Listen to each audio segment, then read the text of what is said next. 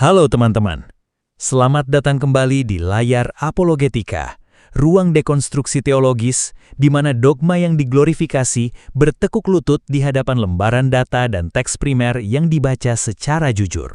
Di tengah gelombang pembodohan publik yang dikemas atas nama syiar keagamaan, kita berulang kali dipertontonkan sebuah drama yang tragis sekaligus menggelikan. Orang-orang yang mengklaim diri sebagai pembela keyakinan mutlak mendadak mengalami kelumpuhan nalar saat diajak membaca teks kitab sucinya sendiri secara jujur. Ketika pertanyaan-pertanyaan ilmiah paling mendasar mengenai rujukan kitab terdahulu, nama-nama sejarah, dan asal-usul kosakata bahasa disodorkan ke hadapan mereka, yang keluar dari mulut para pembela dogma ini bukanlah kedalaman ilmu atau kecerdasan akademis, melainkan akrobat silogisme yang saling bertabrakan, penciptaan dongeng-dongeng mistis yang absurd seperti kitab yang diumpetkan Fir'aun, hingga pelarian argumen secara konyol hanya untuk menutupi rasa malu akibat ketahuan tidak memiliki basis literatur. Mengapa para pembela dogma selalu histeris saat dihadapkan pada ayat-ayat Al-Quran yang mereka klaim sebagai pedoman hidupnya sendiri? Mengapa lembaga keulamaan harus membangun barikade doktrin yang begitu rumit untuk mencegah umat berhubungan langsung dengan teks-teks sejarah? Pada video kali ini, Edits TV akan membedah secara masif dan telanjang kebangkrutan epistemologis para pembela dogma melalui pisau analisis kritis akademis, merobohkan mitos kesucian tafsir tunggal, serta membuktikan bahwa tradisi keagamaan yang dipeluk mayoritas masyarakat hari ini adalah hasil konstruksi sosial abad pertengahan yang telah terputus total dari konteks tekstual dan historis aslinya. Selamat menyaksikan. Bang Muammar, siap berdiskusi dengan baik? Ya, salam. Shalom. Abang Islam atau Kristen? Islam. Tapi kok shalom? Nanti abang masuk Kristen lagi. Gimana? Santai, teks. Oke, begini bang. Benar, simak pertanyaan saya. Benar atau salah? Quran berkata bahwa Injil itu adalah kitab yang memberi petunjuk, yang di dalamnya terdapat cahaya pengajaran bagi orang yang bertakwa. Iya betul. Tapi kalau yang melawan dengan akidah itu nggak bisa. Tapi kalau yang baik bisa. Jadi terima. Termasuk dari Taurat, Injil bisa. Berarti menurut Anda kitab yang memberikan petunjuk dan cahaya bertentangan dengan Quran? Yang tidak melawan dengan akidah kita kan tauhid. Jadi kalau tidak, berarti ada yang melawan? Tidak. Jadi kalau tidak ada yang melawan berarti Islam harusnya sejalan dengan kitab Injil dan Taurat, betul? Iya, tapi kan sekarang kan banyak kan pelaku-pelaku yang menambahkan ajaran seperti hadis itu kan ada kan banyak ulamanya tuh palsu gitu. Nah, baik, setuju, baik. Berarti Anda setuju bahwa agama Islam yang di dalam Al-Quran bertentangan dengan agama Islam yang sekarang? Banyak bertentangan. Banyak bertentangan. Nah, ini baru mantap. Oke, saya kasih contoh. Contohnya bang, contoh ya. Kalau misalnya kita memiliki pertanyaan-pertanyaan, kita nggak ngerti apa yang dimaksud oleh Al-Quran. Menurut Quran sendiri, disuruh belajar kepada siapa? Belajar pada orang-orang terdahulu, tetapi jangan ikuti akidah. Disuruh belajar kepada para pembaca kitab terdahulu. Supaya apa? Supaya jangan ngarang bebas sendiri. Saya kasih contoh bang, contoh sederhana. Contoh sederhana ya bang ya. Ini simple aja, kalau yang berat-berat nanti nggak sanggup Anda. Loh, kenapa kok hilang? Aduh.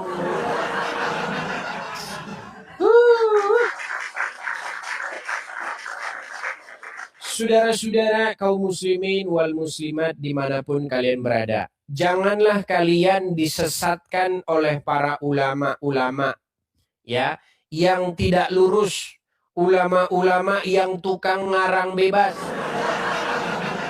Seperti apa bang contoh ulama yang tukang ngarang bebas?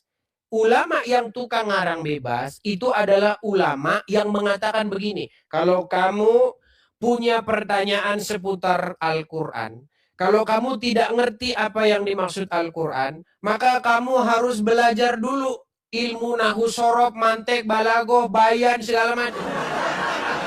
Itu adalah kebohongan yang hakiki.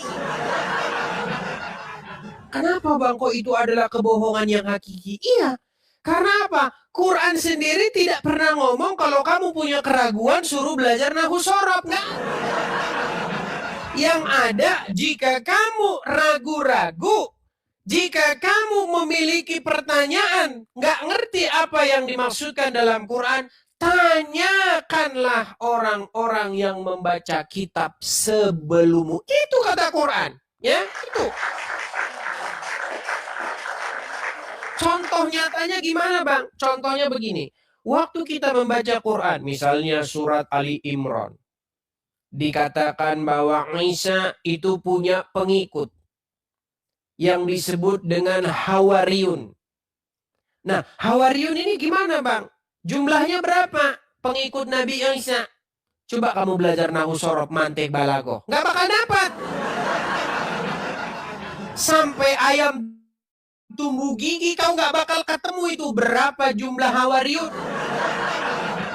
Kalau kamu mau bertanya kepada yang mau ngerti berapa jumlah Hawariyun, siapa nama-namanya, tanya pembaca kitab sebelumnya. Itu yang benar. Kau belajar nahu sorof, mantek, balago nggak akan sanggup ilmumu itu untuk menyebutkan satu nama murid Nabi Isa alaihissalam. Nggak akan sanggup. Saya tantang ulama seluruh Indonesia naik ke sini, ngomong dengan ilmu nahu, dengan ilmu mantek, balagoh, bayan, sebutkan satu nama murid Nabi Isa dengan ilmu-ilmu itu. Gak akan sanggup kau.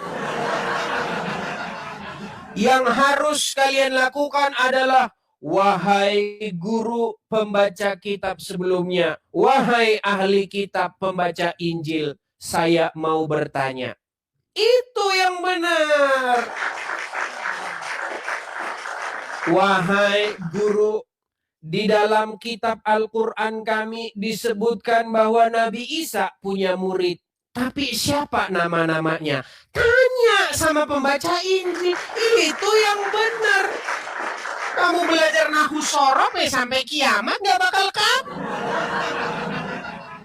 Bagaimana kamu dapat? Nggak percaya. Naik ke sini kalau tidak percaya Anda. Kita kasih naik ada Zain. Ya, silakan Zain. Assalamualaikum, selamat malam saudara Zain. Waalaikumsalam, salam. Silakan Bang, nyalakan kamera Anda. Mari kita berdiskusi dengan baik. Silakan. Ya, perkenalkan dulu. Ya, sambil nyala kamera Bang ya. Di sini wajib hukumnya menyalakan kamera.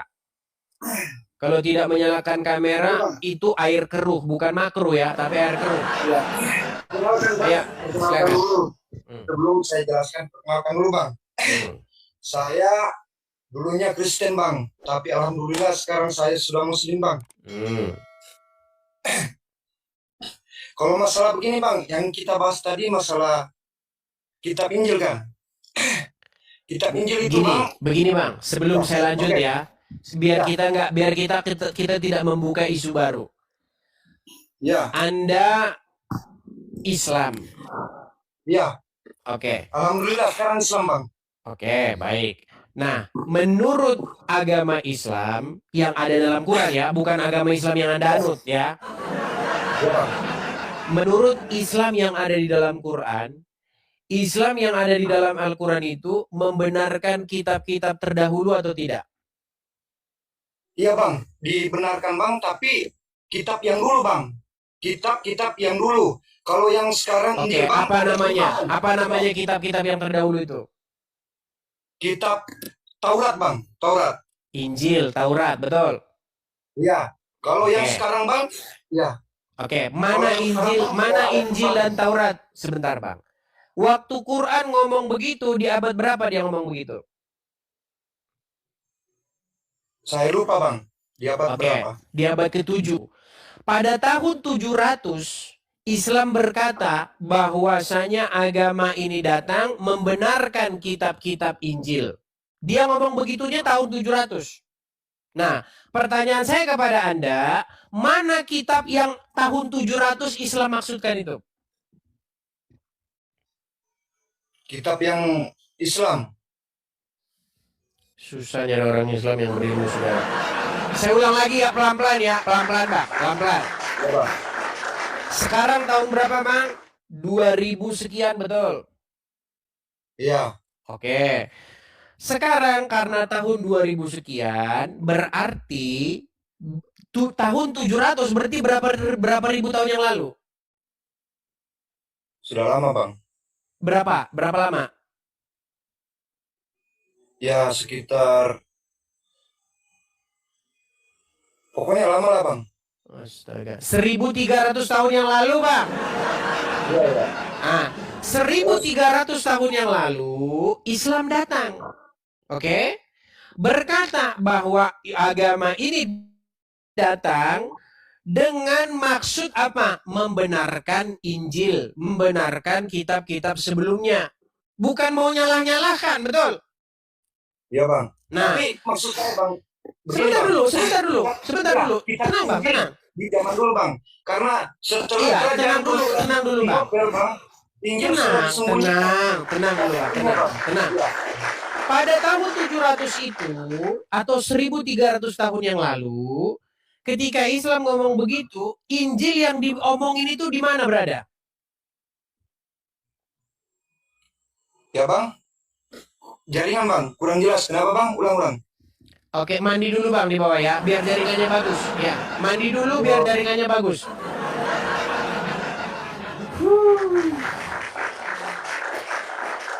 Memang agak sedikit sulit, saudara-saudara ya. Sulit kenapa? Karena kita ini nyari orang Islam yang sebenarnya ustadz. Tapi ustadz-ustadz yang betulan itu mereka tahu bahwa yang saya katakan benar. Makanya mereka tidak naik.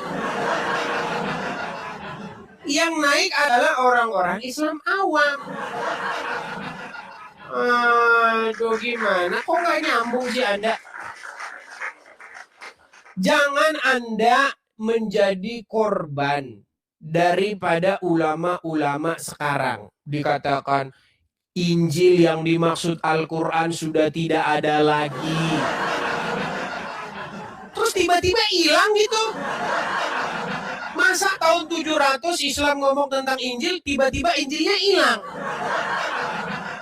Ada-ada saja Anda. Ini, saya kasih contoh. Saya berikan Anda contoh tentang perkataan-perkataan ulama, terutama ustadz yang bohong, namanya Abdul Somad.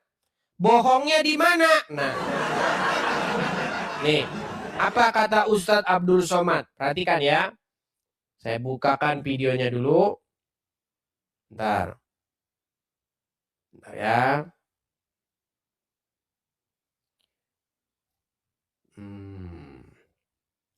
Biar Anda dengar nih, tiba-tiba Injil hilang. Nih ya, ini kalian dengarkan sendiri ya. Masa Islam datang tahun 700, tiba-tiba waktu tahun 700 mendadak Injil hilang? Dengarkan saya. Saya bikin kecepatannya 1,5 saja ya. Dengarkan. Nama saya XXX. Nabi Isa agamanya Islam. Sedangkan kitab yang turun pada Nabi Isa Injil. Sekarang kitab yang dinikmat Kristiani adalah Injil. Islam artinya berserah diri kepada Allah. Makanya Nabi Ibrahim itu Islam. Makanya Ibrahim Yahudiyan, Ibrahim bukan Yahudi. Wala Nasraniyan bukan Nasrani. Walakin kana hanifan musliman. Muslim berserah diri kepada Allah. Musa Muslim. Sulaiman Muslim. Makanya kata Ratu Bilqis, Aslam itu mana Sulaiman. Aku masuk Islam, bernama Sulaiman. Nabi-Nabi itu agamanya Islam. Lalu merubah nama itu oleh umatnya. Datang umat Yahudi, namanya menjadi Israel. Israel, nama orang. Nama dia Yakub, nama lainnya Israel. Ibrahim punya anak Ishak, Ishak punya anak Yakub. Yakub namanya lain Israel. Cucu cicit Israel disebut dengan Bani Israel. Israel punya anak namanya Yusuf. Yusuf punya saudara Yahuda. Cucu cicit Yahuda disebut dengan Yahudi. Nama suku dijadikan sebagai nama agama. Kristen diambil dari Kristus, Jesus Christ, Kristus Juru Selamat. Nama lainnya Nasrani. Nasrani diambil dari kata Nasirah. Nasirah artinya Nazaret, kampung Nabi Isa. Orang mana itu? Orang Nazaret. Sedangkan agama Islam bersanding kepada Allah. Injil yang dibawa oleh Nabi Isa tidak ada lagi sekarang. Nah, mendadak hilang. Injil yang dibawa Nabi Isa sudah tidak ada lagi sekarang. Pergi kemana? Tiba-tiba hilang tak berbekas begitu. Lu kata main sulap, hilang. Inilah saya bilang saudara-saudara, ilmu bohong yang nyata. Kita lanjutkan. Kenapa kok tiba-tiba abad ke-7 ada Injil? Nah, sebentar. Saya lambatkan ya. Karena di sini poin pentingnya nih. Perhatikan nih, perhatikan ya. Lagi sekarang, Injil yang dikatakan Injil itu, isi Injil itu sekarang 4 kitab ditambah 14 surat Paulus. Matius, Markus, Lukas, Yohanes 4 tambah 14 surat Paulus. Bukan Injil yang dibawa oleh Nabi Isa alaihissalam. Oke. Nah, kalau begitu, mana Injil yang dibawa oleh Nabi Isa? Siapa yang ngumpetin? Masa abad ke-7 Muhammad ngomong, tiba-tiba abad ke-8 Injilnya hilang? Astaga. Coba pikir dulu pakai akal. Abad ke-7 Muhammad berkata, Injil dan Taurat itu kitab yang di dalamnya terdapat petunjuk dan cahaya. Tiba-tiba hilang kitabnya. Dicolong siapa?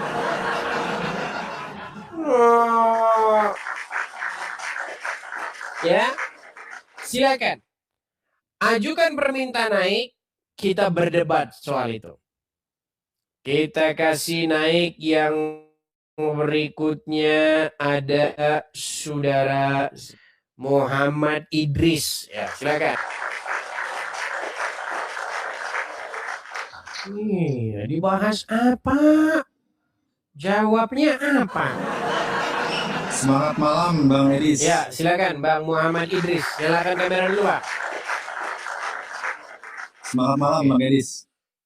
Semangat malam. Selamat malam, semangat malam.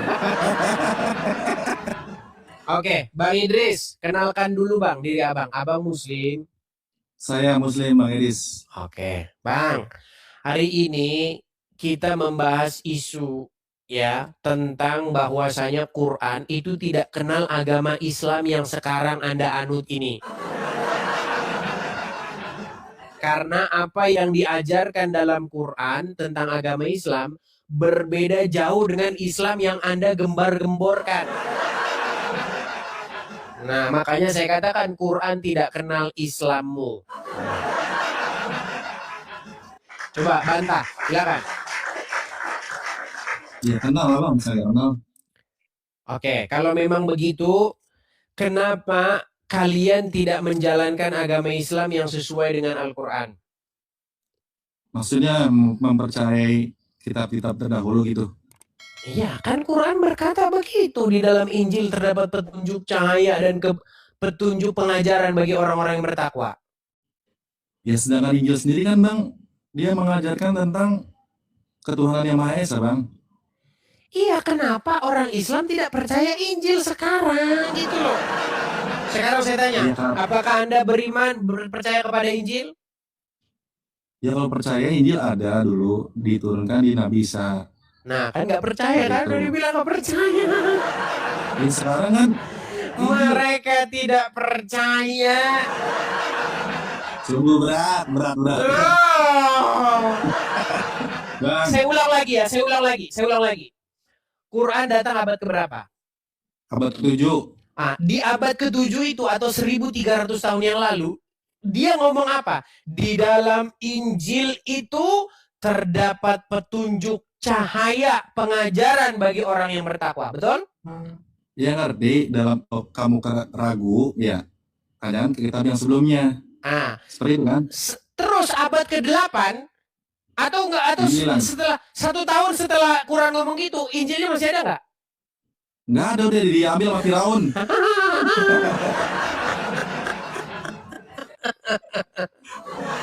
Nggak, jadi Itulah gini, saya Bang. bilang Bang, susah.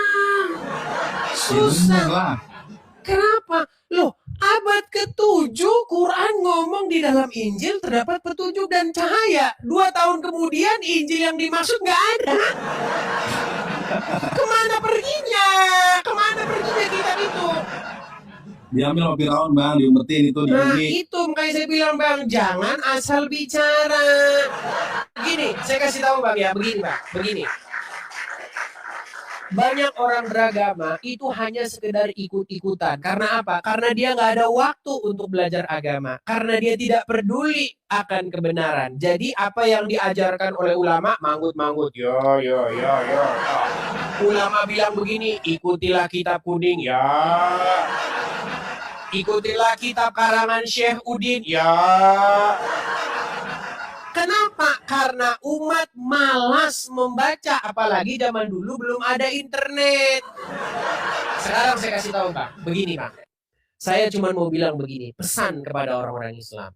Kenapa orang-orang Islam sekarang meninggalkan Injil, meninggalkan Taurat? Karena sudah dicekokin oleh para ulamanya bahwasanya tidak boleh membaca Injil dan Taurat karena nanti jadi Kristen. Kenapa Ya, di gitu juga, rumah orang kenapa di rumah orang Islam tidak ada Injil? Ya sekarang Injilnya udah campuran. Ya udah, mana Injil yang dimaksud Quran? Ya dia mengajarkan tentang Mana Injil yang dimaksud Beribadah. Quran itu mana? Kitab Injil yang di dalamnya petunjuk dan cahaya itu mana? nggak ada, Bang. Itu fitnahmu kok nggak ada. Lah abang punya itu Lah ada terus, di mana? waktu Quran ngomong begitu, ada nggak kitabnya? Ya ada lah. Nah terus kemana pergi setahun kemudian setelah Quran Ya, datang? maksudnya seperti ini, Bang. Ya kan sekarang Masa masa Quran itu abang ngomong di sendiri situ aja, kitabnya nggak ada? ya. Gimana? Ikutin Paulus. Sedangkan Injil yang pertama perjanjian Ya udah, lama mana? itu, Mana Injilnya? ya nggak ada lah, nggak punya. Terus waktu Quran ngomong begitu, dia Quran lagi halu, ngomongin kitab yang halu. Apa? Bukan halu, Bang. Ya memang Ya benar sudah, mana itu. kitabnya? Mana kitabnya? Ya nggak ada, nggak punya. Jadi seperti itu, Bang Edis. Ini Ya, ibarat benar, Bang Edis kata, juga ibarat sendiri. kata begini, dengarkan ya. Ibarat kata Lia Eden. Lia Eden ngomong begini. Sesungguhnya di dalam Al-Quran dikatakan bahwa akan datang Lia Eden. Mana? Quran yang kau maksud udah nggak ada, udah hilang.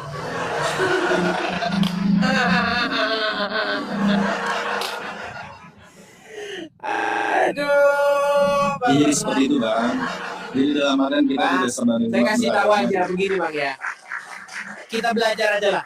Kita mau belajar yang akademis. Ya betul. Bang. Injil. Kita belajar etimologi ya. Injil itu bahasa apa? Bahasa Ibrani. Ngarang lagi nih orang. Bahasa Yunani. Oke, bahasa Yunani. Oke. Ya. Dari 2 kosakata itu Bang, dari kata eu dan angelion. Dibaca Iya. evangelion. Nah, kemudian diarabkan jadi Injil. Ya betul. Anda cari Bang, Anda cari sampai ayam tumbuh gigi menurut ilmu kajian nahu, sorob, balaghah, mantek, ilmu etimologi, nggak bakal ketemu itu Bang. Ya beda lah, Bang. Tidak Dalam artian ada. kalau untuk masalah nafsu. Bang, dengerin dulu. Iya, Bang, saya terlalu kasih banyak, tahu. terlalu aktif Oh, iya, bicara. iya, Anda dulu. dengarkan. Dulu. Nih. Iya. Bisa nggak dicari akar kata dalam bahasa Indonesia kata handphone? Atau ini aja, Ada, pasti. kalkulator. Ada. Apakah itu bahasa Ada, Indonesia? Bang. Ya bukan. Oke. Karena itu Bahasa bukan bahasa Indonesia. Indonesia, berarti kalau kita mencari akar katanya segala macamnya nggak bakal ketemu karena bukan bahasa Indonesia. Ya. Nah, seperti itu juga kata Injil. Kata Injil, Bang, kalau Anda cari menurut bahasa Arab, etimologi bahasa Arab, itu sampai kiamat nggak bakal ketemu. Kenapa? Iya, Karena kosakata itu adalah kosakata serapan dari bahasa asing, bukan bahasa Arab. Nah, dari bahasa apa? Dari bahasa Yunani. Nah, pertanyaannya berarti Al-Quran sendiri membenarkan bahwa kitab Injil itu berbahasa Yunani, betul? Betul. Iya. Terus di mana Injil yang bukan bahasa Yunani? Jadi Indonesia.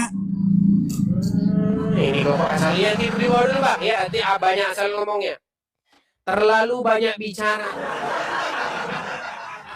Ini adalah pertanyaan-pertanyaan yang sederhana, tetapi ini mengungkapkan kebenaran. Kalau memang kitabnya itu berbahasa Arab, kenapa kok namanya Injil?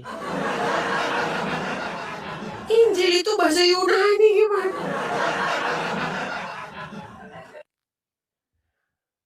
Itu menjadi bahasa Arab. Coba cari akar kata bahasa Arabnya. Sampai kiamat Anda gak bakal ketemu. Iya. Kalau kosakata asli bahasa Arab, saya kasih contoh. Misalnya kosakata masjid, sujud. Itu Anda cari itu bahasa Arab, akar katanya, nahu sorobnya, itu dapat itu. Karena apa? Itu bahasa Arab. Ya. Sujud, masjid itu dari akar kata yang sama. Tapi kata Injil, kau cari etimologi bahasa Arabnya sampai kiamat kau nggak bakal ketemu. Karena apa? Karena itu merupakan turunan dari bahasa Yunani, dari Evangelion, jadi bahasa Arab jadi Injil. Makanya Quran mengkonfirmasi bahwa Injil itu ditulis dalam bahasa Yunani. Coba kau datang bantah kemari. Wah, gimana? Mari kita kuliti setiap lapisan argumentasi dalam video tadi dengan pisau bedah analisis kritis yang tajam. Yang pertama, paradoks validasi tekstual dan diskrepansi Islam tradisi.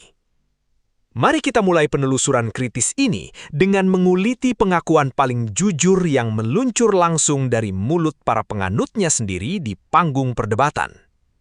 Ketika diajukan pertanyaan kunci mengenai apakah Al-Quran secara eksplisit mengakui bahwa Injil dan Taurat memuat petunjuk dan cahaya bagi orang-orang yang bertakwa, lawan bicara tidak memiliki celah sedikit pun untuk menghindar selain membenarkannya secara mutlak. Namun, coba perhatikan bagaimana mentalitas apologetik yang rapuh ini bekerja saat merasa terdesak. Secara refleks, mereka langsung membentengi diri dengan dalih bahwa kitab-kitab tersebut tidak boleh diterima jika melawan akidah mereka. Ini adalah sebuah cacat logika paling mendasar. Jika Al-Quran sendiri yang menjadi hakim tertinggi dan mengesahkan secara resmi bahwa Injil serta Taurat memuat petunjuk dan cahaya ilahi, bagaimana mungkin firman Tuhan yang satu bisa dianggap bertentangan dengan akidah firman Tuhan yang lain? Logika rapuh ini akhirnya runtuh total di hadapan konfrontasi fakta. Ketika disodorkan pertanyaan apakah Islam yang diajarkan di dalam teks Al-Quran berjalan sejalan dengan Islam yang dipraktekkan masyarakat hari ini, sang lawan bicara tersebut akhirnya terpaksa memberikan pengakuan yang mematikan bahwa Islam yang diajarkan oleh Al-Quran memang sudah sangat jauh berbeda dan banyak bertentangan dengan agama Islam yang mereka anut sekarang. Pengakuan dari dalam ini sejalan dengan kerangka pemikiran filsuf dan intelektual Aljazair, Muhammad Arkun, yang membedakan secara tegas antara fakta Al-Quran yang murni di abad ke-7 dengan fakta Islam, yaitu ideologi agama yang sudah dikonstruksi, direkayasa dan dikompromikan oleh kepentingan politik dinasti dan persepsi para ulama abad pertengahan. Masyarakat hari ini ternyata tidak sedang menyembah dan menjalankan ajaran yang tertera di dalam lembaran Al-Quran, melainkan sedang diperbudak oleh sekumpulan doktrin buatan manusia yang oleh Arkun disebut sebagai bentuk penyempitan teologis atau ortodoksi. Pengakuan telanjang ini menyisakan gugatan akademis yang sangat menohok. Jika penganut dan pembelanya sendiri secara sadar mengakui di panggung publik bahwa Islam yang mereka jalankan hari ini banyak bertentangan dengan isi Al-Quran, atas dasar apa Anda masih berani menghujat dan menuduh orang lain melakukan penistaan saat kebobrokan tradisi Anda dibedah? Mengapa Anda begitu histeris membela sebuah praktik keagamaan yang oleh Al-Quran sendiri tidak pernah diakui? Yang kedua, hegemoni tafsir dan konsep Le Impongse dari Mohamed Arkun. Pengakuan mengenai keterasingan umat dari kitab sucinya menjadi semakin gamblang saat kita membedah skenario barikade ilmu yang secara sengaja dirancang oleh industri keulamaan. Selama berabad-abad, umat manusia dicekoki dengan narasi ketakutan bahwa untuk memahami isi Al-Quran, seseorang wajib menguasai rantai disiplin ilmu tata bahasa Arab yang super rumit, mulai dari nahwu, sorof, mantik, balaghah, hingga bayan. Doktrin intimidatif ini ditanamkan secara masif agar umat merasa kerdil, merasa bodoh, dan akhirnya menyerahkan secara buta seluruh hak tafsir dan otoritas keagamaan mereka ke kasta ulama. Miliadis TV menghancurkan seluruh bangunan barikade gramatikal tersebut dengan satu contoh pembuktian tekstual yang sangat telak. Ketika Al-Quran dalam surat Ali Imran menyebutkan tentang para pengikut setia Nabi Isa yang dinamakan Hawariyun, Al-Quran sama sekali tidak pernah memerintahkan umat untuk membuka kitab Nahwu Sorof atau ilmu mantik untuk mengetahui siapa mereka. Petunjuk Al-Quran begitu tegas, terang, dan tanpa kompromi. Tanyakanlah kepada orang-orang yang membaca kitab sebelummu. Anda mau belajar ilmu nahwu dan sorof sampai kiamat tiba, Anda tidak akan pernah sanggup menemukan siapa nama-nama murid Nabi Isa tersebut dari ilmu tata bahasa Arab karena data sejarah itu tersimpan utuh di dalam naskah intertekstual abad kuno. Dalam kacamata filsafat hermeneutika, apa yang dilakukan oleh kasta ulama ini adalah menciptakan apa yang disebut Mohamed Arkun sebagai le impensable atau hal yang sengaja dibuat tidak terpikirkan, dan le impense atau hal yang dilarang untuk dipikirkan. Kasta ulama secara sengaja menciptakan hegemoni ilmu tata bahasa sebagai tembok penjara teologis agar umat tidak pernah sampai pada perintah Al-Quran yang sebenarnya. Para ulama sangat bersikeras melarang umat membaca Taurat dan Injil dan mengancam umat dengan tuduhan murtad karena mereka sangat tahu betul jika umat mulai membaca kitab-kitab terdahulu dan bertanya langsung kepada ahlinya, maka monopoli tafsir, ketergantungan finansial keagamaan, dan panggung otoritas kitab-kitab buatan para ulama akan musnah terbakar oleh fakta sejarah. Penyimpangan sistemis ini mengarahkan nalar kritis kita pada gugatan yang mematikan. Mengapa Anda begitu patuh menyembah syarat-syarat rumit buatan ulama seperti nahwu dan sorof, tetapi di saat yang sama Anda terang-terangan melanggar perintah eksplisit dari Al-Quran untuk bertanya kepada para pembaca kitab sebelummu? Apakah Anda tidak menyadari bahwa ilmu-ilmu tata bahasa tersebut hanyalah alat pengalihan isu yang diciptakan oleh kasta ulama agar Anda tetap bodoh, tetap bergantung pada mereka, dan tidak pernah menemukan kebenaran sejarah yang tersimpan di luar dogma kelompok Anda? Yang ketiga, mitos Injil hilang dalam perspektif historiografi kritis. Kehancuran total dari argumen para pembela dogma mencapai puncak komedinya saat diskusi memasuki wilayah keberadaan fisik kitab suci. Ketika pembela dogma yang dinaikkan ke panggung perdebatan disodorkan pertanyaan sederhana tentang di mana keberadaan kitab Injil dan Taurat yang diakui oleh Al-Quran pada abad ke-7, jawaban yang keluar dari mulut mereka berubah menjadi lelucon absurd. Ada yang berdalih dengan gaya keputusasaan bahwa kitabnya sudah tidak ada. Ada yang menuduh kitab itu dicolong dan diumpetkan Fir'aun di dalam bumi, hingga mengutip kebohongan penceramah populer seperti Abdul Somad yang klaim bahwa Injil yang dibawa Nabi Isa sudah tidak ada lagi dan digantikan oleh 14 surat Paulus. Mari kita bedah kehalusinasian teologis ini dengan pisau historiografi kritis dan kajian para pakar seperti Patricia Krohn dan Theodor Noldeke. Al-Quran turun pada abad ke-7 Masehi di lingkungan Late Antiquity atau masa antik akhir.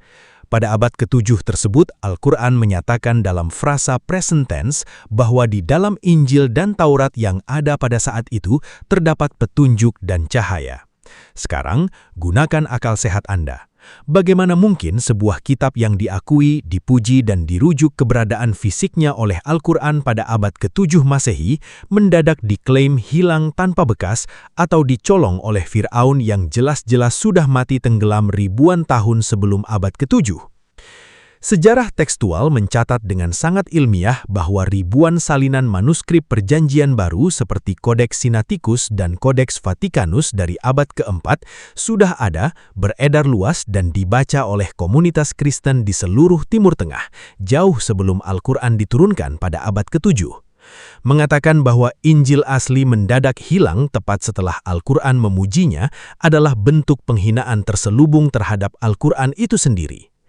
Narasi Injil hilang adalah dongeng polemik yang baru difabrikasi oleh para ulama abad pertengahan ketika mereka panik menghadapi kenyataan bahwa isi naskah Injil sejarah tidak pernah cocok dengan klaim-klaim teologis buatan para ulama tersebut. Lelucon teologis ini menuntut kita untuk menantang cara berpikir kita sendiri. Adakah logika yang lebih konyol daripada mempercayai bahwa kitab Injil yang dipuji Al-Quran pada abad ke-7 itu sekarang sudah hilang dan tidak ada lagi, hanya demi menyelamatkan gengsi doktrin penceramah Anda? Jika Anda bersiras percaya bahwa Injil yang dipuji Al-Quran pada abad ke-7 itu sekarang sudah hilang dan tidak ada lagi, bukankah Anda secara tidak langsung sedang menuduh bahwa Al-Quran adalah kitab halusinasi yang menyuruh manusia beriman kepada benda yang tidak pernah ada? Yang keempat, filologi kosakata serapan dan analisis linguistik. Pukulan paling mematikan dan tak terbantahkan yang membungkamkan seluruh pembela dogma dalam perdebatan tadi datang dari analisis etimologi dan filologi atas kata Injil.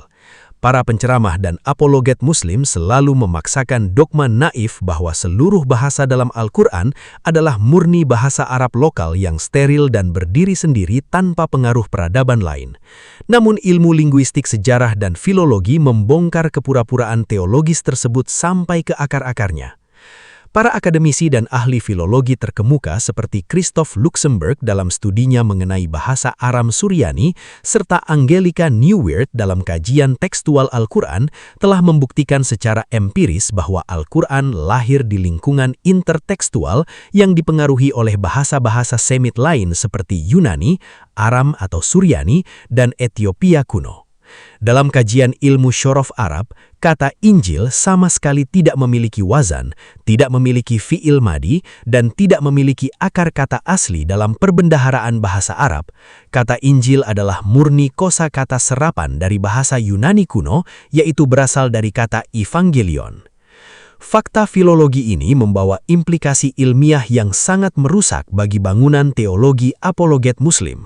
Dengan diserapnya kata Yunani evangelion menjadi Injil di dalam teks Al-Quran, Al-Quran secara ilmiah telah memvalidasi dan mengkonfirmasi bahwa Injil yang dimaksud dan dipuji oleh Al-Quran pada abad ke-7 itu adalah naskah yang ditulis, disusun, dan disebarkan dalam bahasa Yunani, yaitu naskah Perjanjian Baru, Greek New Testament, yang dipegang oleh dunia Kristen sejak abad pertama. Dongeng para ustadz yang mengklaim bahwa ada Injil asli bahasa Aram atau bahasa Arab yang tersembunyi adalah halusinasi murni, karena Al-Quran sendiri memilih menggunakan terminologi Yunani untuk merujuk kepada kitab suci tersebut. Kebenaran linguistik yang telak ini menyodorkan pertanyaan ilmiah yang tidak mungkin bisa Anda hindari. Jika Al-Quran Anda sendiri mengadopsi kosakata Yunani evangelion untuk mengakui keberadaan Injil, atas dasar logika apa Anda masih nekat mencari Injil imajiner dalam bahasa lain? Mengapa Anda begitu takut menghadapi kenyataan bahwa naskah Yunani yang ada di tangan manusia hari ini adalah naskah otentik yang persis dirujuk oleh Al-Quran pada abad ke-7? Beranikah Anda menerima fakta bahwa seluruh doktrin penolakan Anda terhadap Injil selama ini hanyalah akibat dari kebutaan ilmu etimologi dan kebodohan sejarah yang dipelihara oleh para penceramah Anda? Rangkaian pembongkaran kritis kali ini memberikan sebuah kesimpulan yang teramat terang, tajam, dan tidak bisa dibantah oleh argumen manapun, bahwa bangunan doktrin yang dibela secara emosional dan histeris oleh mayoritas penganutnya hari ini berdiri di atas fondasi kebohongan yang sangat rapuh.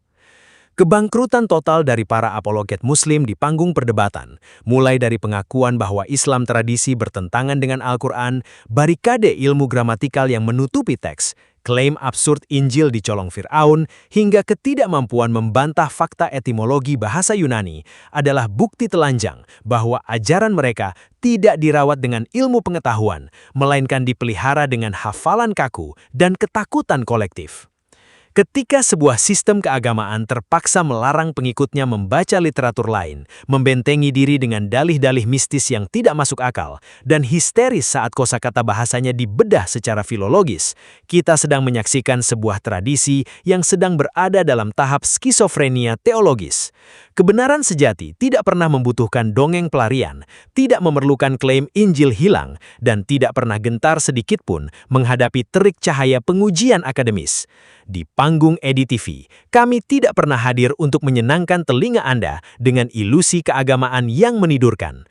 Kami menyodorkan data tekstual, logika sejarah, dan analisis akademis agar Anda berhenti menjadi korban pembodohan di bawah ketiak kasta ulama dan pencerlamah palsu. Keputusan kini berada penuh di tangan Anda. Apakah Anda memilih untuk tetap menjadi pengikut buta yang mau saja dibohongi oleh dogma-dogma konyol? Atau Anda berani mengambil langkah intelektual paling terhormat, yaitu memerdekakan pikiran Anda dan menguji seluruh keyakinan Anda di atas kedaulatan akal sehat? Buka mata Anda, pelajari bahasa sejarahnya tanpa rasa takut, buang dongeng-dongeng apologetis ke keranjang sampah sejarah, dan berdirilah sebagai manusia merdeka yang berpikir. Sekian dulu video kali ini. Terima kasih telah menyaksikannya hingga akhir. Jangan lupa like, komen, dan share video ini. Sampai jumpa lagi di video berikutnya.